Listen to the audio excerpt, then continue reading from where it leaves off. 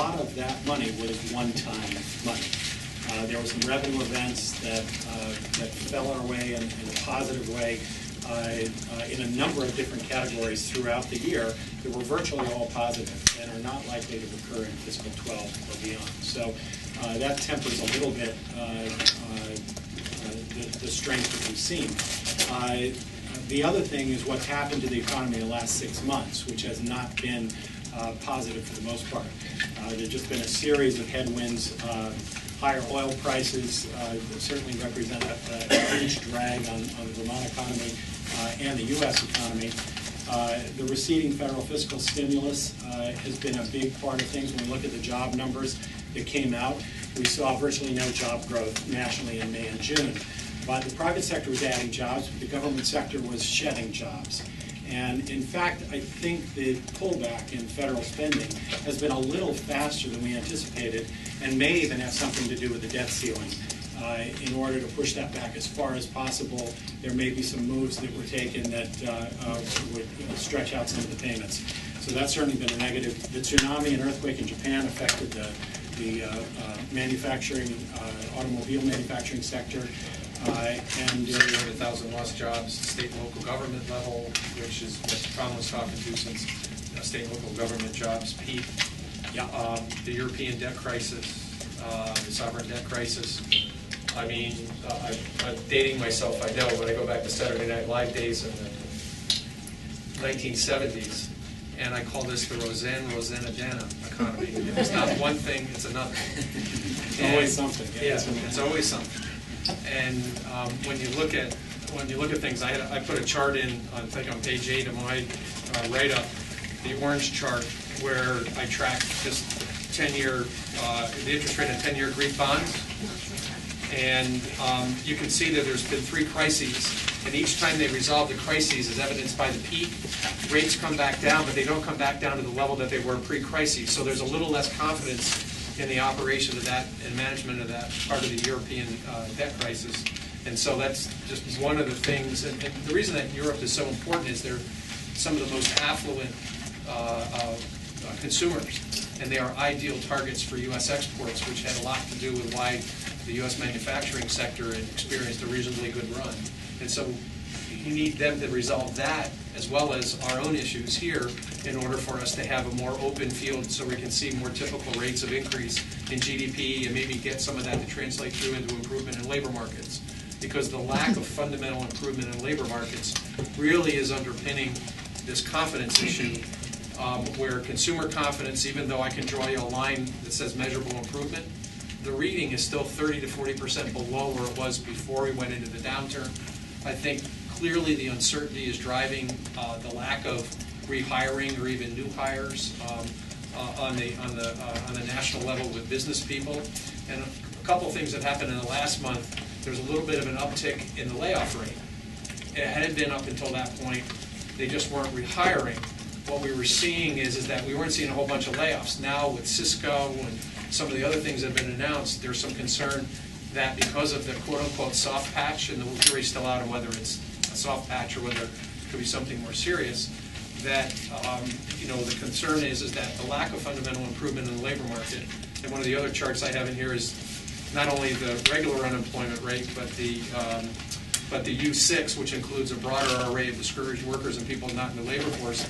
That's still up it's up over 16%. That's your page 11. That's my page 11 of my write-up. So when you look at the traditional unemployment rate, it is where it is, and that's 9.2, and that's bad enough. But if you throw in the discouraged workers and the people who are separated from the workforce involuntarily, it's 16%. In Vermont, our U6 is about double our rate too, so it's up over 12%. And so when you combine the fact that there's a lot of people out of work, they've been out of work for a long time. And I tell people, if somebody's been out of work 18 months, they don't even know Windows 2007, really. You have some concern about their reemployability. And then you get back to how that affects consumption, how that affects businesses' attitudes toward investing and rehiring or maybe even hiring new workers. And that's part of the reason that you have an economy that when you consider how low we went and for how long we went to have this kind of a recovery, and the fact that we're still down more than 6 million jobs from our peak, even though output has come back. That means that we're doing the same amount of dollar value of output, the goods and services, maybe even a little bit more, but we're doing it with 6 million fewer people. You have to wonder how fast those 6 million jobs can be recaptured, and clearly they're going to be different than the ones that were lost. One of the biggest potential problems, of course, is what's happening in debt ceiling talks in Washington. And this to people we deal with in other parts of the world is kind of unfathomable, particularly Europe, where debt crises are real. This is a manufactured debt crisis, and if there is a default, the ramifications could be quite serious. It would probably be worth doing an interim forecast update. It would be that significant a change depending on the duration and the like. But that would be a self-inflicted wound that could have real substantial impacts on the state. We actually had a technical default in U.S. history back in 1979. It was it only lasted a day, and it only involved $122 million worth of T-bills. And one of the things they did, you recall, maybe you recall, I don't know, maybe I'm dating myself. Back in '79, interest rates were really high. They pushed it right up to the edge. Then they got to the edge, and they had a computer failure. I think it was a Treasury. And so they actually technically went into default for a day. And they had a bunch of people look at these things. A couple of university professors looked at it. And as a result of just that technical default, it raised the interest rate floor underneath Treasuries by about 0.6 of a percentage point. And they did a calculation that said that if we had even a technical default or a fear of default that resulted in that kind of an increase, that would add $86 billion to our net interest payments. So it's not trivial to have even just a technical default, even if it were to last for a day. Because if you look at the markets are assuming that no Washington politician would want to have their name associated with a default of U.S. debt. And so if something like that occurs, even technically, the convulsive effect, because the market isn't expecting that's going to occur, could be the thing that could be incredibly damaging. And it's, as I've said before, it's mind-bogglingly preventable. So anyway, these forecasts, of course, assume that there's some resolution of that, and all bets are off. If not. We're with you on that assumption. Yeah, okay. In Vermont, the economy's been a little bit better than the U.S.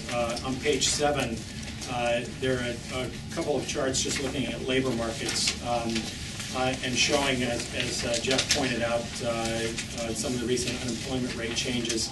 It's ticked down fairly steadily. The new numbers for Vermont will be out, tomorrow? Tomorrow, yeah. And that may tick up just like the U.S. did.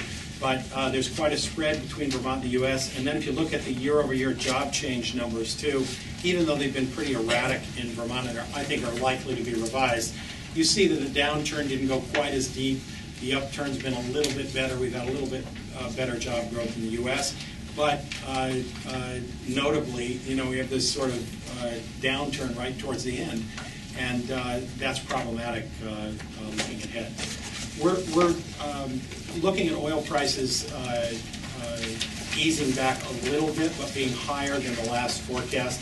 On page 4, there's a chart that shows oil prices in real terms. So these are in June 2011 dollars.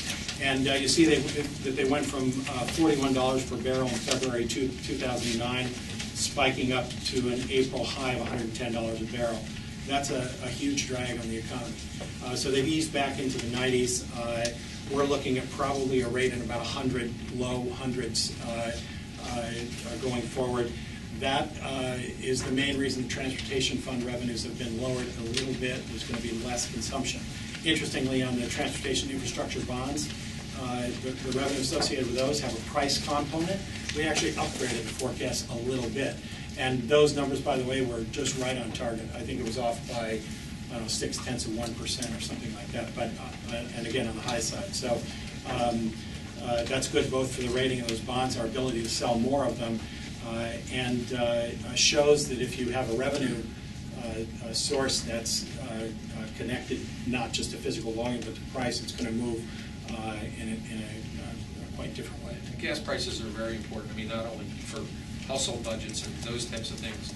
But some of the surveys from the Department of Tourism show us that if visitors come from New York or Boston or around the Northeast and they come and they spend more money on gasoline in their tank, which when they spend the money on gasoline tank really doesn't help our economy that much, they have a fixed budget and they cut back on the other expenditures that could help our economy, like going out to eat. They eat in their seasonal unit or in the condo instead of going out to eat, or they cut back on their purchases of Vermont products, which we don't want them to do. So the effect of energy not only affects business costs from the businesses to operate here, the household budgets of the folks that live here, because we have to drive a lot of places we go as a rural state. It really has a pernicious effect on our tourism economy. And the thing that's different, I mean, it acts much like a tax, but it is a tax without any possibility of offsetting public expenditures that you normally get with a tax. Yeah, it leaves the country. The other thing I think that's really crucial for you to understand is that Vermont employment statistics have gotten much more volatile over the last couple of years. Some of that, I think, is a result of a change that was made by the federal, Department of Labor, the Bureau of Labor Statistics, where they're not allowing state departments to make technical adjustments. If somebody who's a known, very important part of the sample comes in late, they can't even make an adjustment for that. So you see the statistics now bopping all around. And the best example of that, if you go on page 15 of my chart, where I track the kind of path from the peak to the bottom and then the recovery of the last 5 downturns. And the purple line is the current recession. You'll see that since about month 30, that has become very sawtooth. And you see that the last month that we have is the data through May. The June data comes out tomorrow. In May, on a month-to-month seasonally adjusted basis, we lost 3,500 payroll jobs in Vermont. Now, that's what the data say. I can't find any corroborating evidence for that. And that's a rate of payroll job loss that's worse than what happened during the economic freefall in late 2008. So how do you explain that, Jeff? Sampling problems and the inability of our department there to make their own autonomous adjustments. And I know the reason why it was made. Back a couple of years ago, US DOL went around when the states were making their changes, and obviously what was happening was they were all making changes that were biased in the upward direction. Because every time the re-benchmarking came around, everybody was getting re-benchmarked down by a significant amount. So USBLS said, no more can you do that without our permission, and they almost never grant permission to do it. So what happens is that we have to use this data in our forecasting models, and we not only have to use the data now, we have to understand how it's wrong. Well, when we do it. Typically, what we're having to do is just use more months. Before it's meaningful, it takes more than 1 month data. So, it's a statistical term called months of cyclical dominance. In other words, before you can really say, oh, things are looking up or things are looking down, instead of 1 or 2 months, you might need 4 or 5 or 6. And so it's less useful as an indicator. If we look at withholding tax income, probably a better measure of what's really happening in job markets. It's not as strong as we'd like it to be, but it's a lot smoother and steadier, and it is still on the upswing. So anyway, that's what's happening. I mean, the loss of autonomy by our own Department of Labor, particularly in a state with a small sample size like Vermont is, makes this a particularly troublesome thing. I mean, the amount of transformations that we have to do to the data now are really starting to get kind of crazy. You just can't believe it as much. Yeah. On the construction and real estate sector, you're right, Governor, that things are still sluggish. If we look at page 9, there's a chart that shows the change in home prices in Vermont. Vermont had a slight decline in the last quarter that was reported, which is 2011's first quarter, so about a 0.5% decline in prices. That made Vermont the 9th least bad state in terms of real estate. It's clearly the least bad in New England by quite a bit, and is one of the reasons that the economy has done a little bit better, is we weren't as impacted by this. I think we probably have another quarter or two of some very small declines possible, but then we'll be climbing out of it. The bad news is that it's not really going to be a steep climb out. Prices are going to be bouncing around close to zero for quite a while. And this, of course, has big impacts because this directly relates to the education grant list. and that's our tax base for education fund. So that, yeah. If I can just throw a question at you Yeah, sure. on that subject, how regionally are you looking at it? Because as I go around the state, Mrs. Anvil will drive in a circle, it seems to me that Chittenden and perhaps Franklin seem, parts of Franklin, Grand Isle seem more stable. Yeah, we And don't. when I get in on it, I just happen to come through, The best data sets we have for that are the tax department. It's not the same as the Federal Housing Finance Agency, and a lot of it has to do with the timing of processing of returns and things like that, but it still gives us a little bit of an indication, and you'll see that, I mean, certainly there are parts of the state where the mid-range of people still move because they get divorced, they change jobs and things like that, and you can see that the price weakness has really come in the higher end of the market. The market's still pretty in reasonable supply and demand balance, maybe 275, maybe not as high as 300, but below. It's still reasonable supply and demand balance. So you haven't seen also the foreclosure to forced liquidated sale, which usually carries the big price discounts, and I don't know, they run about 30 to 35%. And you get into that kind of a situation. So we've been able to avoid some of the things that have happened so that Vermont's peak to where they are now decline has only been about a third, as the closest neighbor, I think, which is Maine, which is up over 9.5%. Ours has been, well, it's been about 4%, 3.9%. So, I mean, we've held up reasonably well, but this is still an unusual market even for us because we haven't seen these kinds of price declines. Even if you go back to the early 90s, these price declines still exceed what they were from the late 1980s, early 1990s situation. Yeah. Also, second homes have been a little bit weaker than Right. primary because of the financing situation on that. One thing that's perversely is a little bit of a bright spot. You mentioned, the construction trades and what happens when we look at overall construction. There's a chart on page 8 that shows residential construction in Vermont and the United States, and this is indexed to a starting point back in January of 1996 that's comparable, just to show sort of where they've gone. But there was a steep drop in both, about a third of the peak level to where it's at now. And it started recovering, but then it's really kind of stalled out of late. That difference, just in Vermont, between the peak and where we are now is a downdraft of about $500 million a year. So you think of a level of residential investment that's reduced by about $500 million. That's a huge generator of jobs.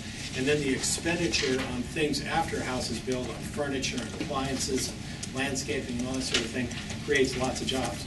Perversely, though, one of the areas of the state that's getting more jobs, construction jobs, is the Burlington area and the lake area where there's been flooding, and now the cleanup and reconstruction and stuff. And we've seen this all over the country. We did estimates for the Army Corps of Engineers on the Katrina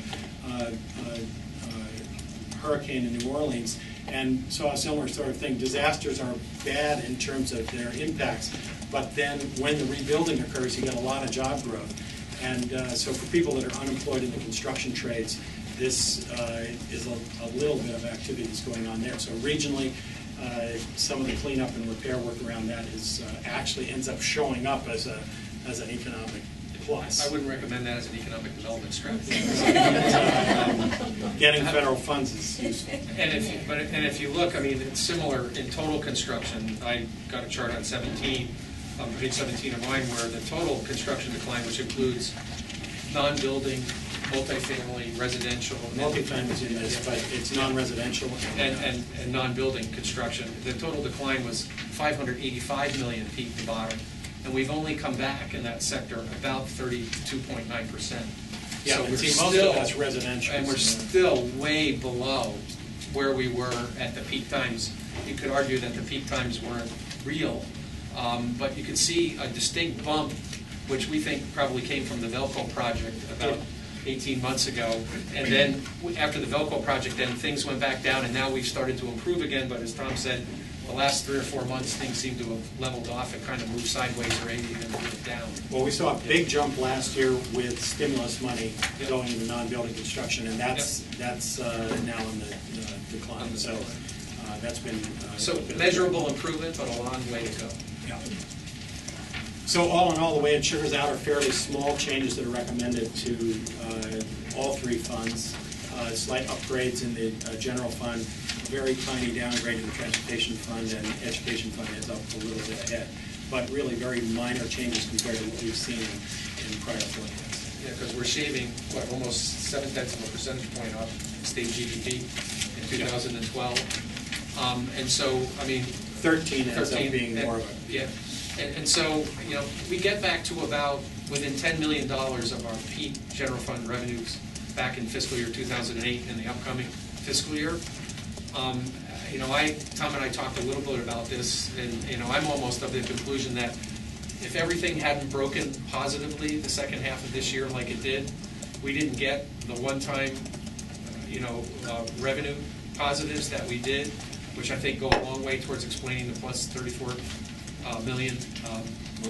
Most of it. I would almost argue that we may have been before you with a revenue forecast downgrade as opposed to an uptick this time. If everything hadn't gone so positively this past spring, because of what's happening with the economy and because it's so uncertain. So I'm still saying that the preponderance of the forecast risk remains on the downside because of all the things that Tom talked about, because of things surrounding August 2nd. And, you know, I mean, Fox News and CNN and MSNBC now have the little clock ticking down to default time, you know, and things like that. So, I mean, is it any wonder that business people feel uncertain, households feel uncertain, investors, you know, are banking on a favorable outcome on August 2nd, but, you know, there's still some uncertainty. So, like you say, measurable improvement, forecast on the risk on the downside, but it still beats where we were 2 years ago. Well, I take a slightly contrary view to that. I think there's decent upside potential too. I think that so many things have been beaten down for so long that there's a lot of upside potential that exists once these external conditions are somewhat resolved. So I think there Well, I'm are not always saying there's risks to no it, upside but risk. I'm saying there's more downside than upside. Okay. Well, anyway, good that we could find a recommended middle ground. And, Well, the odd thing is that most people think that we do forecasts and then we're apart and then we end up with a number in the middle. We both had independent forecasts and we ended up with a number that was below where we started. I mean, it's on bottom up, and we share models and debate each one individually, and whatever it adds up to, that's what it adds up to. So if I can just ask a question, how do you all deal with a question like, one of the things that we've been hoping for is a Dow was back at 13,000 and a NASDAQ is back at 3, because we know that the changes we made in the capital gains tax several years ago weren't going to bear fruit until the market went back up. But if you got in 3 years ago, 2 years ago at 6,800, and you're now looking at 13,000, you get some gains coming. It's up 154 points right now. So my question is, how do you model that? We have a forecast that's, I mean, the stock market is one of the components of the forecast. It's several components. Moody's S&P, Moody's Analytic that we use as the external forecast. So we use that, but obviously, you know, nobody's forecasting that with accuracy. So, you know, it's a reasonable estimate of what might occur. It's actually going out into the out years, it ends up being pretty flat. But there are lots of events that could affect that. One of the channels of contagion from some of the European problems would primarily be through equity prices. But you know, there's an estimate built in. It's on Table A of the handout that I have. You know, with what the forecast is being used. But that's highly variable. I mean, nobody really knows what the stock market's going to be doing. So. You know, there's a reasonable assumption about it. And we'll know a little bit more about capital gains income when we get the statistics of income data, which usually come out. For last year, you mean? Yeah. No, They come out about 18-month lag. Yeah, I think last year's personal income strength, because it was mostly in paids and estimated, probably came from a continuation, or maybe a little more of the, Lower refunds. well, and lower refunds, yeah, of shift though towards more income among higher income individuals. So the effective rate was a little bit higher than had been expected, and that is part of, in that category, part of what represents a minor upgrade. Slight upgrade. Okay, slight. And we had a good, we had a year in which we had an unusually low amount of refunding, which, because I think Vermont follows the feds and the withholding tables, and the withholding change was so small, people didn't pay down debt, they just spent it, that they were much more balanced when they came into this spring. Because if the personal income forecast gets into trouble, it gets into trouble for primarily a lower or underestimation of refunds, or a miss on the low side of, on the high side of paid returns. And this year, paid returns came in within $1 million. It was a little bit lower, but refunds came in about 13 and some change million below. So, you know, we're all guessing on this, but I think probably something had to do with the withholding reductions, and which resulted in lower refunds for most people who were working.